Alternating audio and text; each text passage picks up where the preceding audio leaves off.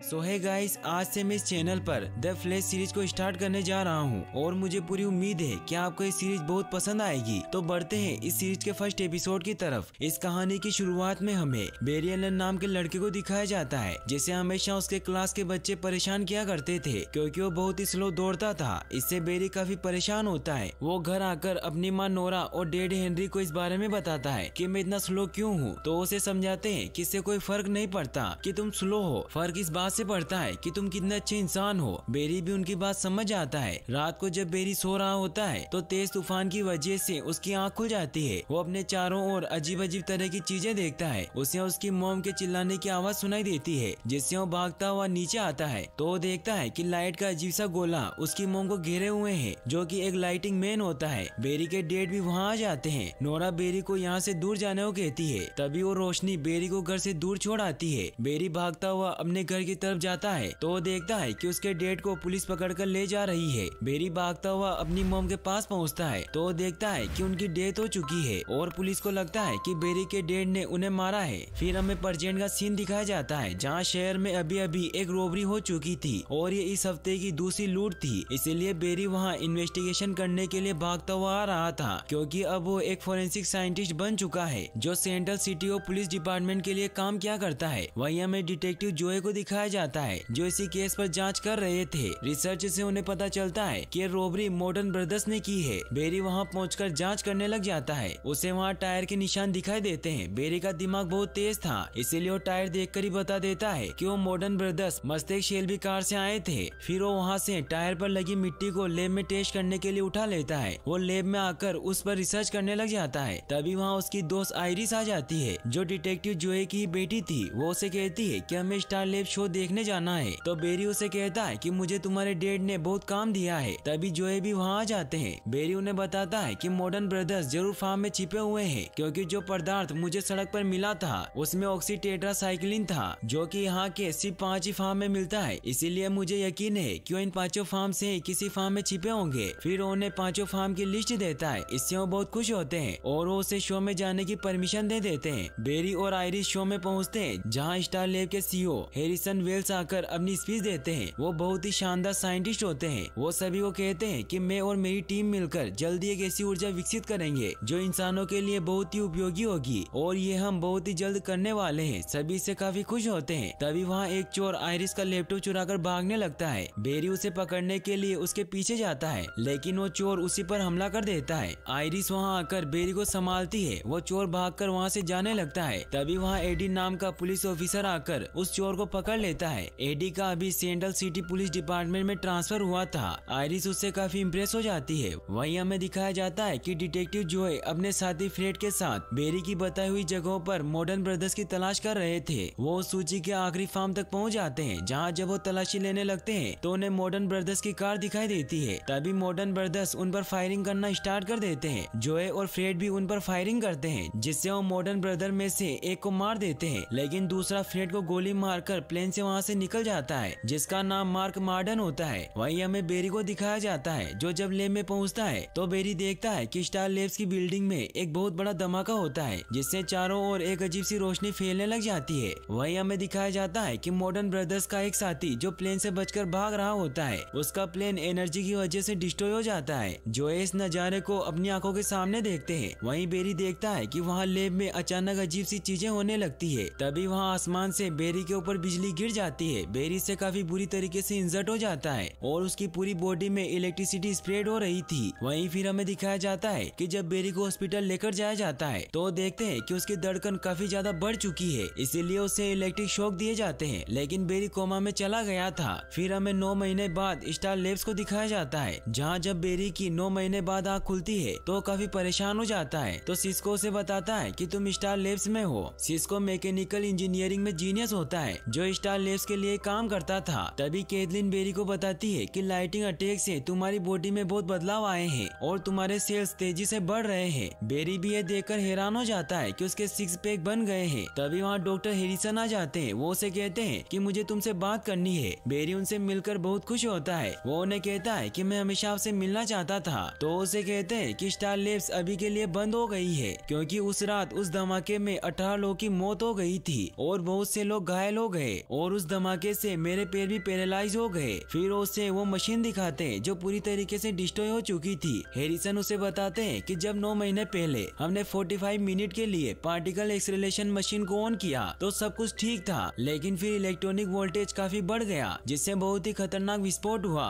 और वो ऊर्जा आसमान में चली गई जिससे स्टॉर्म क्लाउड का निर्माण हुआ और वही बिजली तुम पर आकर गिरी। बेरी इससे काफी सैड हो जाता है तो उसे बताते हैं कि जब तुम्हें हॉस्पिटल लेकर जाया गया तो वहाँ लाइट नहीं थी और डॉक्टर तुम्हारी बॉडी में हुए चेंजेस को समझ नहीं पा रहे थे क्योंकि तुम्हारा दिल बहुत तेजी से धड़क रहा था। फिर मैं तुम्हें यहाँ ले आया। आयरिस अक्सर तुमसे मिलने आया करती थी। ये सुनकर बेरी आयरिस से मिलने के लिए जाने लगता है। वो सब उसे रोकते हैं कि तुम्हारे अभी बहुत से टेस्ट करने बाकी है, लेकिन बेरी उन्हें कहता है कि मैं ठीक हूँ। ये कहकर वो आयरिस से मिलने के लिए उसके कैफे में जाता है। आयरिस बेरी को देखकर बहुत खुश होती है। बेरी उसे कहता है कि मैं बिल्कुल ठीक हूँ। तभी वहाँ बेरी नोटिस करता है कि वो बहुत फास्ट हो गया है जिसकी वजह से उसे हर चीजें स्लो मोशन में दिखाई देने लगी है। बेरी को कुछ समझ नहीं आता। वहीं फिर हमें मार्क मार्डन को दिखाया जाता है जो बैंक में रॉबरी करने के लिए आता है। इसका मतलब ये होता है कि वो उस रात प्लेन क्रैश में बच गया था और उस एनर्जी की वजह से उसमें वेदर को कंट्रोल करने की पावर आ गई थी। वो वहाँ अपनी वेदर की पावर से अटैक कर देता है। वहीं बेरी जोए से मिलता है। सब उसे ठीक देखकर बहुत खुश होते हैं। तभी उन्हें इन्फॉर्मेशन मिलती है कि सिटी बैंक में रॉबरी हो गई है, इसीलिए वहाँ जाने के लिए निकलते हैं। तभी वहाँ बेरी देखता है कि एक कैदी गन से पुलिस ऑफिसर पर अटैक करने वाला है तो बहुत फास्ट उस कैदी को नीचे गिरा देता है। बेरी अपने अंदर ये सब पावर देखकर काफी परेशान हो जाता है। जब वो बाहर आता है तो बहुत फास्ट रन करता है जिससे वो समझ जाता है कि उसके अंदर सुपर पावर आ गई है। इससे वो बहुत खुश होता है, लेकिन वो एक कार से जाकर टकरा जाता है। फिर वो स्टार लैब में हैरिसन को इस बारे में बताने जाता है तो फिर वो सब उसका स्पीड टेस्ट लेते हैं। बेरी जैसे ही दौड़ता है तो उसकी स्पीड देखकर हैरान रह जाते हैं क्योंकि उसकी स्पीड काफी ज्यादा होती है। बेरी को भी काफी मजा आ रहा होता है कि तभी उसे अपनी मॉम के विजन्स आने लग जाते हैं जब उस रोशनी ने उसकी मॉम की जान ले ली थी। इन सब की वजह से वो सामने रखे ड्रम से टकरा जाता है जिससे उसके हाथ की हड्डी टूट जाती है। बेरी को जब वापस लैब में लाया जाता है तो कैथलीन उसे बताती है कि टकराने की वजह से तुम्हारे हाथ की हड्डी टूट गई थी, लेकिन तुम्हारा हाथ कुछ ही घंटों में वापस सही हो गया। इससे हमें पता चलता है कि तुम्हारी बॉडी में खुद को सही करने की भी पावर आ गई है। बेरी भी इससे काफी हैरान होता है। तभी हैरिसन उसके पास आते हैं और उसे कहते हैं कि तुम इतने अच्छे तरीके से दौड़ रहे थे तो तुम अचानक कैसे टकरा गए। तो बेरी उन्हें बताता है कि मुझे मेरे पास की बातें याद आने लगी थी। जब मैं 11 साल का था तो मेरी मॉम की किसी अजीब सी रोशनी ने हत्या कर दी और वो अजीब सी रोशनी एक इंसान था, लेकिन इस बात पर किसी ने यकीन नहीं किया और सभी को लगा कि मेरे डैड ने ही मेरी मॉम को मारा है। इसी वजह से आज भी मर्डर के इल्जाम में मेरे डैड को जेल में रखा हुआ है। बेरी काफी सैड हो जाता है क्योंकि उसे लगता है कि जिसने उसकी माँ को मारा था वो उसके जैसा ही लाइटिंग मैन था। तो हैरिसन उसे समझाते हैं कि तुम्हारे जैसा और कोई नहीं है। तो बेरी भी समझ जाता है। वो वापस कैफे में आता है तो वो देखता है कि आयरिस एडी से प्यार करने लगी है। ये देखकर बेरी बहुत सैड हो जाता है क्योंकि वो भी उसे पसंद करता था। आयरिस बेरी के पास आती है और उसे कहती है कि तुम इस बारे में मेरे डैड को मत बताना। तो बेरी उसे कहता है कि मैं तुम्हारे डैड से कुछ नहीं छिपा सकता। तभी वहाँ बेरी देखता है कि मार्क मार्डन पुलिस से बचकर भाग रहा है। वो उसे पकड़ने के लिए उसके पीछे जाता है। वो फुल स्पीड में उसकी कार के पास पहुंचकर उसकी कार में बैठ जाता है। मार्क उस पर फायरिंग करने लगता है, लेकिन तभी बेरी उस कार को पलट देता है। बेरी बाहर निकलकर मार्क को रोकने आता है, लेकिन तभी मार्क अपनी वेदर की पावर से बेरी पर अटैक करता है, लेकिन बेरी उसके वार से बचकर दूर चला जाता है। थोड़ी देर बाद वहाँ पुलिस भी पहुँच जाती है। बेरी जोए कहता है कि मुझे पता है कि ये सब मार्क मार्डन ने किया है, जिसमें स्टार लैब में ब्लास्ट होने के बाद से वेदर को कंट्रोल करने की पावर आ गई है। लेकिन जोए उसकी बातों पर यकीन नहीं करते क्योंकि उन्होंने अपनी आंखों के सामने मार्क मार्डन के प्लेन को ब्लास्ट होते हुए देखा था। बेरी उदास हुआ वहाँ से चला जाता है। तभी एडी वहाँ जोए के पास आता है और उन्हें कहता है कि बेरी सच कह रहा था क्योंकि मैंने जब उस रोबर का स्केच बनवाया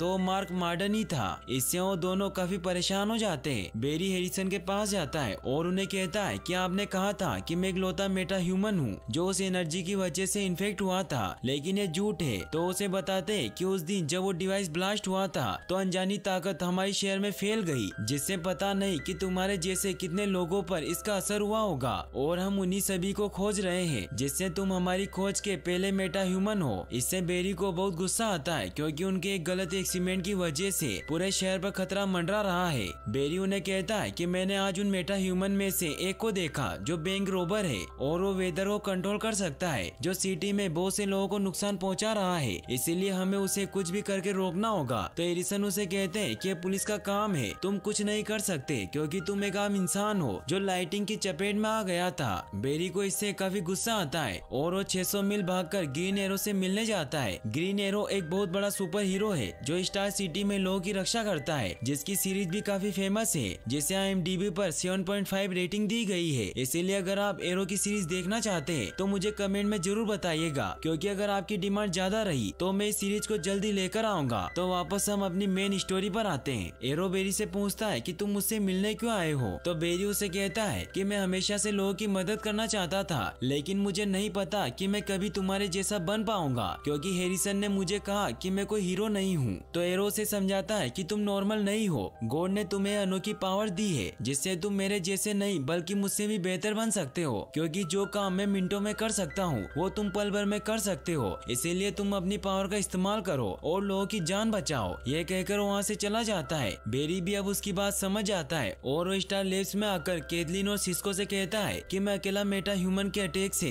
लोगों को नहीं बचा सकता, इसीलिए मुझे तुम्हारी जरूरत है। तो वो भी उसका साथ देने के लिए मान जाते हैं और वो तीनों अपनी एक टीम बना लेते हैं। सिस्को उसे अपने द्वारा डिजाइन किया हुआ रेड कलर का सूट दिखाता है और उसे कहता है कि मैंने इसे फायर फाइटर के लिए डिजाइन किया था, लेकिन तुम इसे यूज कर सकते हो क्योंकि एक घर्षण और हीट रेजिस्टेंस है। इसमें एरोडायनेमिक डिजाइन है जिसकी वजह से तुम कितनी भी तेज दौड़ सकते हो। साथ ही इसमें सेंसर भी लगे हुए हैं जिससे हम तुमसे कांटेक्ट कर सकते हैं। बेरी से काफी खुश हो जाता है और अब वो पूरी तरीके से फ्लैश बन जाता है। वहीं हमें दिखाया जाता है कि जोए और एडी उस फार्म में पहुंचते हैं जहां उन्हें मार्डन की गाड़ी मिली थी। मार्डन वहीं मौजूद होता है, वो उस पर गन पॉइंट कर देते हैं तो मार्डन उन पर अपनी वेदर की पावर से अटैक कर देता है। फिर वो वहाँ एक बहुत बड़ा टोर्नेडो क्रिएट कर लेता है। जोए एडी को बचाकर बाहर ले आते हैं। मार्डन उन दोनों को मारने लगता है, लेकिन तभी फ्लैश वहाँ आकर उन्हें बचा लेता है। सिस्को बेरी से कांटेक्ट करके उसे बताता है कि मार्डन टोर्नेडो की स्पीड बढ़ाते जा रहा है जिससे वो पूरी सिटी को बर्बाद कर देगा, इसीलिए तुम्हें कुछ भी करके उसे रोकना होगा। तो फ्लैश को एक आइडिया आता है और वो उस बवंडर के अपोजिट डायरेक्शन में चक्कर लगाने लगता है ताकि वो उस टोर्नेडो को खत्म कर सके, लेकिन मार्डन उस पर अटैक करता है जिससे फ्लैश दूर जाकर गिरता है। बेरी की हिम्मत टूटने लगती है तो हैरिसन वहाँ आकर उसे हिम्मत देते हैं। वो उसे कहते हैं कि ये सब मेरी वजह से ही हो रहा है, इसीलिए अब सिर्फ तुम ही हो जो सभी को बचा सकते हो। इससे बेरी में भी जोश आ जाता है और वो फुल स्पीड में उस टोर्नेडो के चारों ओर चक्कर लगाने लगता है। वो इतनी फास्ट स्पीड में रन करता है कि मार्डन उसे देख ही नहीं पाता। देखते ही देखते बेरी की स्पीड इतनी ज्यादा बढ़ जाती है कि वो उस टोर्नेडो को पूरी तरीके से खत्म कर देता है, लेकिन मार्डन अभी भी जिंदा होता है और वो बेरी पर गन पॉइंट कर देता है। लेकिन तभी जोए वहाँ आकर मार्डन को गोली मार देते हैं। बेरी की पूरी टीम इससे बहुत खुश होती है। अगले दिन जोए बेरी से माफी मांगते हैं कि मैंने तुम्हारी बातों पर विश्वास नहीं किया,